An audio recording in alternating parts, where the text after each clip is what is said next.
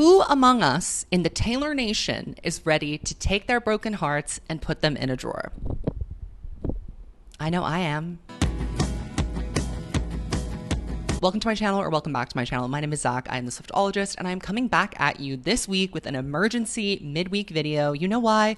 Because Taylor's up to some mess again. She's doing her usual nonsense. The first US leg of the Eras tour has just concluded, and I was actually planning on uploading my roast of all of your Eras tour vids, but some more pressing and urgent issues in the Taylor Nation came up, and you know what they are? 1989 Taylor's version is coming. When is it coming? On my birthday. It's my golden birthday, and Taylor Swift is re-releasing the album that, really saw me from adolescence into adulthood. I moved to New York myself. Welcome to New York became very applicable to me not 6 months after this album came out. This record and this era is so special to me. It has such fond, nostalgic, warm memories, and I am so excited to relive it all again. The way that Taylor went about announcing this one, I have to say, there was a lot of pomp and circumstance, as it should be. This is one of Taylor's, most successful albums of all time. A career-shifting highlight, something that really pushed her forward in a direction that I think she might have been hesitant or scared to have gone in years before. Maybe label executives flops like Scott Borchetta might have encouraged her not to go full pop, but you know what? She did. This album was so symbolic and meaningful to her in a very specific way, and I can't wait to relive it on my birthday this year. That's going to be amazing. So today I want to talk to you a little bit about the announcement. I want to talk about my thoughts on the album cover, the album artwork. Spoiler alert, I think it's beautiful, gorgeous, magical, never been done before. And I want to talk to you about the vault tracks. I can think of at least 3 tracks off the top of my head that we've known about for a couple of years that I think will likely make an appearance on this record. I want to also get into her Instagram post announcing the album, because I think there are some tidbits and little snippets of things in there that are interesting, kind of signal to me that we're entering a new era of Taylor Swift. The Eras era is a thing in and of itself, and I want to talk about that, about the Taylor mania, and about how, this re-recordings project has turned into so much more than just a duplication of an original master recording. Let's mosey on over to the merch store, shall we? So here we have the branding for 1989 Taylor's version.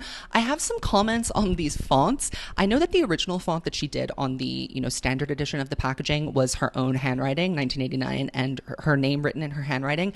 I don't really know how the copyright works with regards to that. I'm sure that she can't duplicate the original artwork because it belongs to the label, but this is pretty close, but it's kind of like the Kmart version, I don't love the typeface. That would be my kind of main critique of a lot of the Taylor's version so far. I thought the red typeface was pretty off too, but this 1989 font, like the numbers, looks like this font that I used to use in Microsoft when I was a kid. It's called Chalk, I think that's what it was called. It's really giving that, and the typeface itself looks like a child's handwriting. Taylor has an interesting scroll, a chicken scratch, if you will, with her own handwriting, but this doesn't even look like it belongs to her, so I'm confused as to where they pulled it from. But I love the color scheme. I love the light blue. I think with 1989 it would have been easy to go with that disgusting kind of gray, taupe, yellow, that more sepia tone, that Valencia Instagram filter, who remembers that? It would have been really easy to go in that direction and make it a true throwback in that sense. So I like that this is kind of slightly elevated, a little bit updated. We can see remnants of that hideous color in the numbers that we see here, but I think that the album packaging is so nice, and I think that the vinyl is probably going to be really cute. I love the little snippets that we're getting of the behind the scenes exclusive photos that have never been seen before. We see a lot more of that when it comes to the CDs, and I definitely want to talk about the CDs because, girly, do we need 5 editions of the CD? Do we need 5 Polaroids with each CD? Does that seem sustainable? Does that seem waste conscious? No, it doesn't. It's screaming, I want to sell as many copies of this album as possible, which, to be fair, is very true to the history and the lore of 1989. That was basically what it was all about. So, Doll Domination World Tour, that's exactly what she wanted. And I think that's what she's going for with all these variations. She wants this to be a chart topper. And it sounds like she's pretty confident that the songs that are going to be involved on this record will, in fact, be chart toppers. But if you look behind the CDs, you can kind of see a little bit some of the photos. And I can't tell if those are just stock photos from the original album shoot. The one on the left, the far left, is really screaming a new image to me. I think they're just recreations of the 1989 album photo shoot, but they look a little bit too close. I feel like Taylor's album booklet photo shoots have been inspired by, not exact direct copies of. These look pretty much like direct copies of the promotional materials that she did for 1989, photo shoot that she did on the ferry, and then all of the Polaroids that were taken in her apartment. Is she going for a one-to-one remake? Is she trying to relive this era? Let me tell you, it didn't end very well. So maybe we should lean out of the cosplay a little bit. I think this mint green color of the cassette is really cute. And if I was going to waste my money and buy something from the merch store at this very moment, I would definitely buy that, even though I have no reason to own a cassette. I don't think I've ever even like really held a cassette tape in person before. So this is the album artwork in all its glory. And I love this. I love that it's a full shot of her face because iconically the original 1989 cover only had half of her face on display. I think that it is a really beautiful tribute to the record itself. Also kind of incorporating elements that were a little bit outside of the scope or the realm of the album's aesthetic in and of itself, but around the era in general. So the seagull and sky motif is something that we saw in the sweater that she wore on the cover for 1989, obviously, but I think it was definitely more prominently seen in that iconic Rolling Stone beach photo shoot, which I definitely think she's referencing here with the white tank top that she's wearing and the air and the sea breeze blowing in her hair. It's all giving very much like I am having the time of my life, having a single hot girl summer, which is pretty much exactly, I think, the era that she just went through. So it is so funny that we're returning to this aesthetic and this vibe and this message of being a girl boss, of living in a big old city, of taking our broken hearts and putting them in a drawer. I think, returning to that at this very moment must feel quite satisfying to her. And it's also so funny that 1989 comes at this like juncture in the re-recordings, but I'll talk about that a little bit more later. In terms of how this compares to the other re-recording covers, I think it's probably, I would say, contender for the top spot. I'm personally still very attached to the Speak Now cover. I know a lot of people didn't like it. It definitely, to me, I guess, was the second lowest effort of them all. Fearless, as we know, was created under extenuating circumstances, and that cover, like the color scheme of it all, was not good. Also, it was kind of like a troubleshoot or a test drive for the Taylor's Versions project, so I can forgive it for that. So I would probably rank Speak Now at number 1, 1989 at number 2, Red at number 3, and Fearless at number 4. The Red cover was really good. I think that we're dealing with a pretty good reconstruction of these original materials as far as it goes visually. I'm excited to own this and to have a print of this record on my wall. It's going to look very beautiful over there next to my Melodrama signed copy. I mean, look at this side by side. I love it so much. It feels modern, it feels refreshed, it feels clean, it feels new, it feels a lot more celebratory and happy. Obviously now we can look back on the 1989 era with such fondness.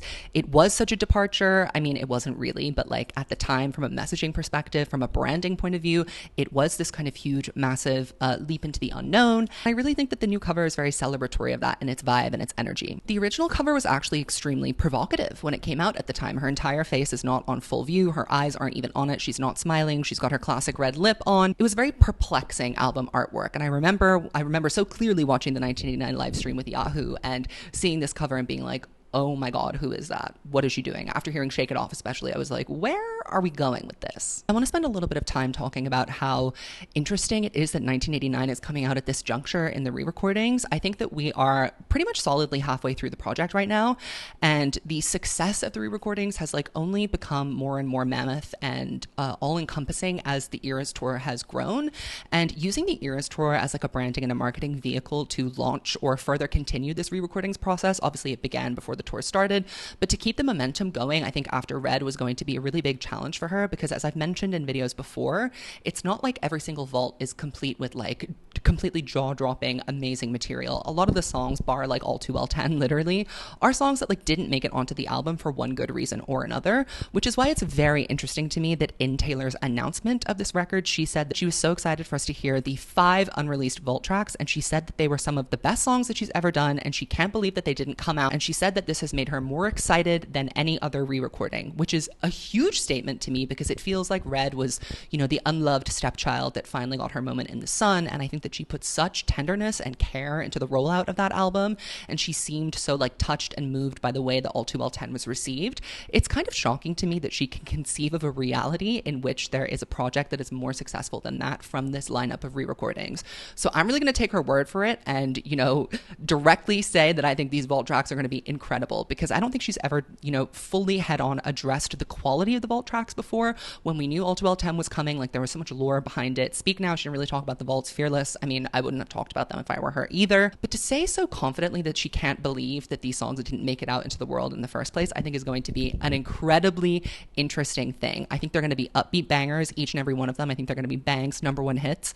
And what I think that she's learned from the process of doing the re-recordings is that she's created this kind of like black hole, or this like time-space continuum that exists only for Taylor Swift, where she can like double back and revisit her old selves, but have them be relevant and contemporary. Is that she's not just like digging up an old self and like meeting it again and then putting it back in the grave. It seems that every time she unearths one of her prior eras or prior selves, we learn something different about who she was back then, and how I feel or how I think about that era and that person that I was engaging with at the time is kind of irrevocably changed once I hear this new Taylor's version of whatever record it is that we're encountering. So I think that having these kind of living, breathing past versions of herself is such an interesting project, and it's kind of not the way that I think anybody expected these re-recordings to go. I think the challenge was always going to be making people be interested in these albums that they have like known and loved for years on end, and the vault tracks were such a brilliant, genius idea of getting people to maintain their interest in them.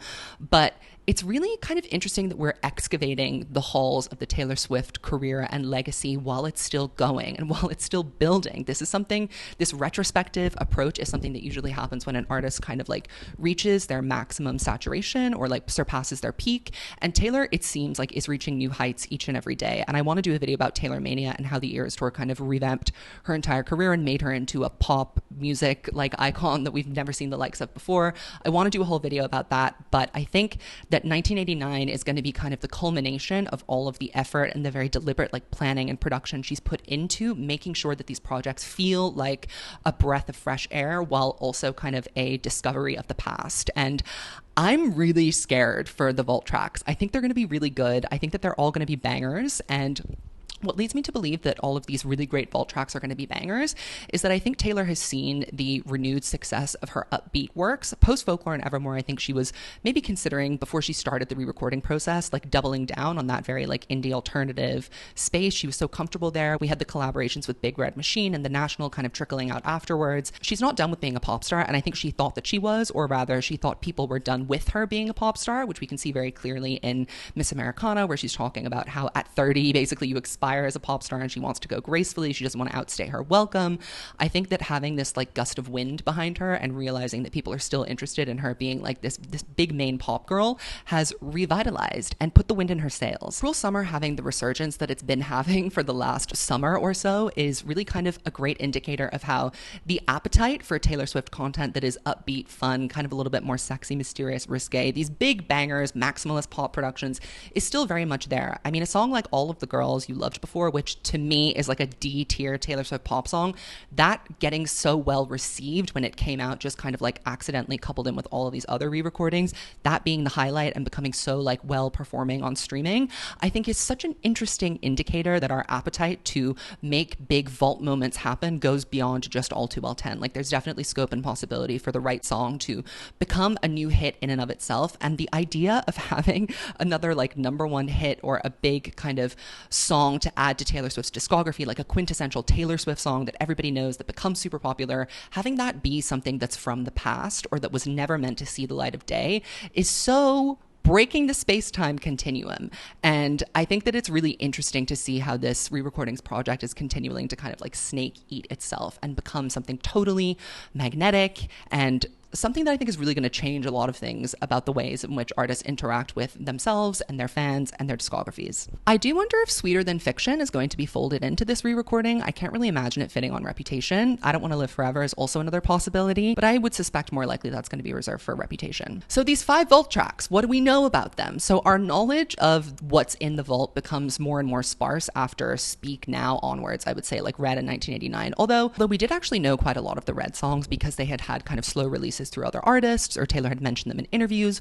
I think there are 3 known songs from the 1989 vault recordings that we haven't heard but have been rumored to have been in circulation for a while. One of them is a title track, 1989, which apparently includes the lyrics "Party Like It's 1989," and that was something, it was a phrase and a logo that she trademarked and never used. So I would imagine that maybe that is something kind of fun and big, and I can imagine that being like a dance floor, welcome to New York kind of vibe.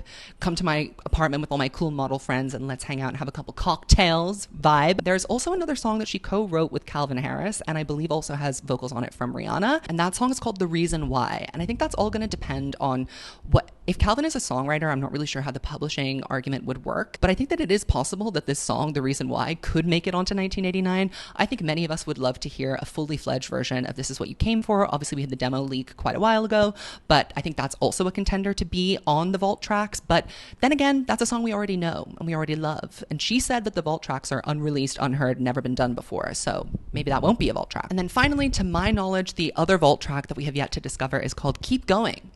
And I'm wondering if this is in the vein of Clean, because I think that that is maybe kind of the subject matter that we didn't get a lot of on 1989, that kind of repairing yourself from a damage. And what we know of the writing sessions is that when Taylor went into it, she wasn't really in like an active state of heartbreak. She was rather looking at things in hindsight, which is why we get these kind of wistful, nostalgic, but not overly upset or dramatic songs like Wildest Dreams and All You Had to Do Was Stay and I Wish You Would. But I do wonder, was there a moment of like vulnerability or fragility that we didn't get to see, something that is, you know, in the vein of Clean? 1989 was such a clear, concise, direct, and focused album, and it was written in such a way that it kind of neutered the emotional aspects of Taylor's songwriting. From a critical perspective, one of the main kind of issues I think that people took with 1989, this is music reviewers, not the fans, when it came out, was that it kind of didn't really play to Taylor's strengths as a songwriter, in that it wasn't confessional or diaristic songwriting at all. There was a very clear intention, and that was to make a huge bombastic pop moment and to take this kind of like new wave 80s synth vibe and really mainstream it even more than it already had been at that point. And she did that by working with Jack Antonoff and Max Martin, of course, pop savants. So I wonder if there is like a moodier element to this album. I don't think so, because I think she's really hinting at them being very kind of maximalist production numbers, which begs the question, is Max Martin going to hop on the production of those vault tracks at the very least? I mean, he's been left off of the 1989 re-recordings so far, which is troubling to me, because Wildest Dreams, Taylor's version, I mean, it's fine, but I think that it could have hit harder if we had Max Martin back on the track. It's going to be interesting to see how songs like Shake It Off, Style, and Blank Space fare. They're just like so burned into my brain that I feel like any slight difference is going to be so noticeable. So I'm really hoping that she brings, you know, the people that we know and love back to work on these albums. Jack Antonoff, this is the first one that he can work on that he actually, you know, was intended to work on to begin with. So I'm putting a lot of faith into him that I Wish You Would and Out of the Woods are going to be incredible songs.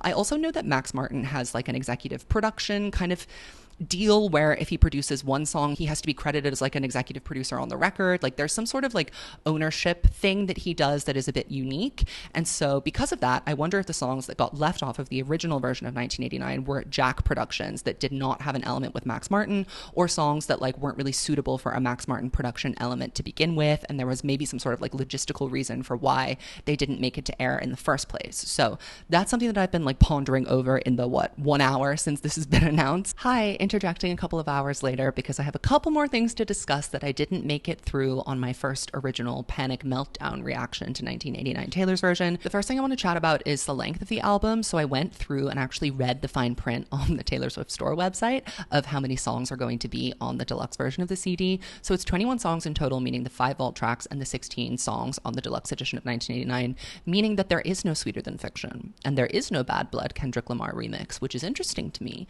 because I think that she's trying to go for her original thesis statement with this record, which was to be as concise, as straightforward, and as on brand and on message as possible, leading me to believe that these 5 vault tracks are those true maximalist synth pop perfection numbers that I am so desperately hoping they are.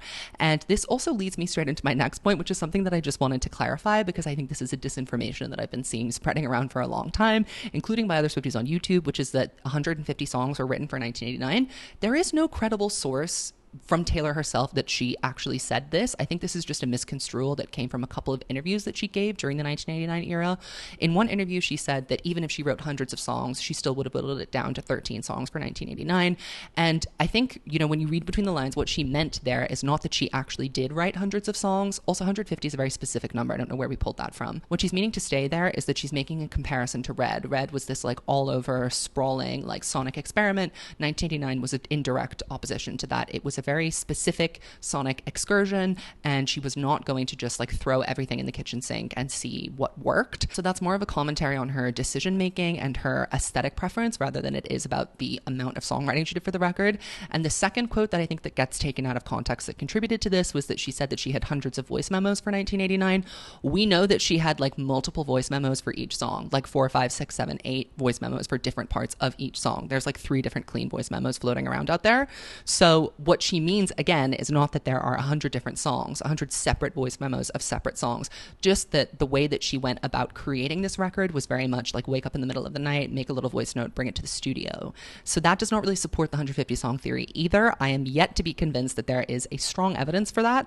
If you have some, send it my way, but I'm telling you it doesn't exist. So I'm going to need to hear it from the horse's mouth. Also, if there were 150 songs, I'm telling you there would not only be 5 vault tracks on this record. There really would. Now I'm going to answer some of your questions, because since I have a little bit of time, I asked for your questions on Twitter. And one of the biggest questions was, what do I hope a collaboration could be for this record? I would love to see a Bad Blood Katy Perry remix. That's always been my dream and my goal ever since I heard that the re-recordings project was happening. I thought that the You Need to Calm Down reunion between the two of them was too brief. It did not address the depths of the horror that was experienced by one Miss Catherine Perry. So I think that it's time for them to truly make amends and do a very iconic music video. And I think that Katy Perry could really serve with some ad-libs in that last chorus of Bad Blood. I think we should let her have a verse, let her write the verse herself. God bless her on that journey, but maybe. I think that would be really cool. It would be kind of like a fun, what goes around comes around, also full circle moment. I would love to see Harry Styles in a style music video. I don't want to hear his voice. I don't want to hear him on the record. I just want to see him as the love interest in one of Taylor's music videos. As we all know how I feel about Taylor Swift's boyfriends, they are all her purses. She runs around town showing them off as accessories, but to me, they are no more than that. They're not complex characters. The character that I'm interested in is our unreliable narrator, and I would really like to see her use this particular prop in a new music video. The original style music video is kind of mid, so I would be down for a big budget reproduction of that. I do wonder how the writer's strike and the actor's strike is going to contribute to all of this creation, though, because I think that Taylor definitely wouldn't want to cross any picket lines, meaning that she probably have to write and direct herself, which she doesn't have a problem with, but I do. So I don't know how that's going to work. And someone also asked me how much promotion I think she's going to do for this. I feel like with 1989, she's going to give it everything she's got, because this is the big album. This album contains the most condensed version of her legacy. It has so many smash hits on it, so many instantly recognizable Taylor Swift moments. So I think she's going to give it everything she has. I don't know if she'll be on tour. She might be in South America at this time, but the late night shows, I believe, aren't running as long as the strikes are going. So there may not be any vehicle for her to promote it that way. Could I see a return to her doing social media engagement, Taylorking, like she did in the 1989 era? 1989 was all about fan engagement. It was all about boots on the ground. I'm one of you. I'm your relatable bestie. So I could certainly see a return to her being a little bit more present on socials, probably TikTok. So if you're into trying to get a Taylor notice and you weren't there the first time around, or you didn't have luck the first time around, I would say gird your loins and start tweeting Taylor Nation now. Also, returning to the questions about collaborations, I would really love to see a Selena Gomez collab. And this album is the one that I think it would make the most sense on. So hurry up. Someone asked me when I think Debut and Rep are going to come. I think that Rep will come next, probably Q1 of 2024. And I think we'll end the re-recordings process with Debut, just because it's like a full circle moment, really returning, back to the very beginning, a very good place to start and end. But either way, I'm so excited to revisit this album again, and I can't wait to react to it on my 27th golden birthday. And yeah, it's going to be like meeting an old friend, and I can't wait. I love the album artwork, and long may the re-recordings project last, because we've only got 2 more to go after this, and I'm going to be upset because we're nearing the end of the really interesting re-recordings. Make sure to leave me a comment and let me know what you thought of the announcement. What songs are you most excited to hear re-recorded? Are you scared that any are going to be butchered? What do you want from these vault tracks? And how are you going to wait until October 27th? Because I know that I'm going to find it very difficult. Make sure to go to patreon.com/swiftologist to hear more about my thoughts on 1989, Taylor's version, and the show that precluded it. We're going to discuss those looks in depth on our monthly Taylor Talk, which is a segment where we talk about current affairs in the Taylor Nation, and you can subscribe for as low as $6 to get access to that. So I will see you around. Goodbye, Swifties.